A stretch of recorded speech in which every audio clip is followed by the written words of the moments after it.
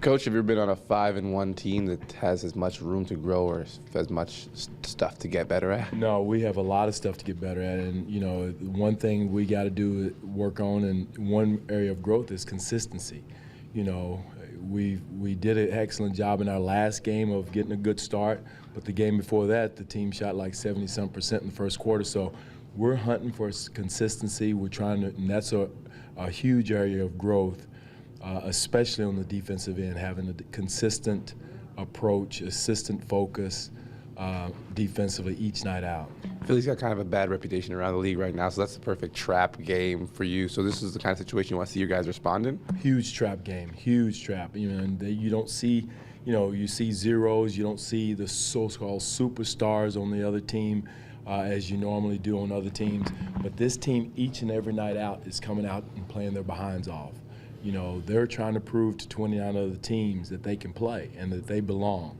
And so I don't see anything but hard play out of this team. They had Miami on the ropes, they had Houston on the ropes, and they had Chicago on the ropes. They had all those teams, with their foot on their neck and just didn't have the experience to put them away. But they compete every inch of the floor. You're never, out of the game. They're never out of the game just because of how hard they play. Do you prefer the Sunday nights to Sunday noons?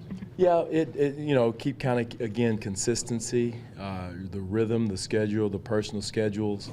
I'd rather have that. I know they've had a lot of success here in Toronto, with early games.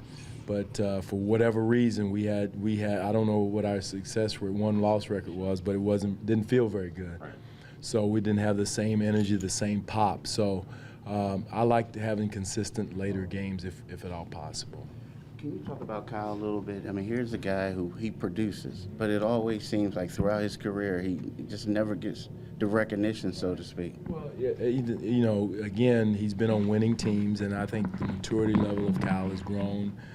He's gotten away from the reputation and perception of, not being a good teammate or whatever the perception was. And he's grown from that. So that's I think is why he now is getting more of the recognition than he had before, and he deserves more. I mean, he should have made the All-Star team last year. And I think just the maturity level that he's gone through has really helped him. We're good to go? Oh, yes, Amir's going to go. Yeah. JV2? JV2, yeah, both of them. Let's ask you a little bit. Oh, yeah.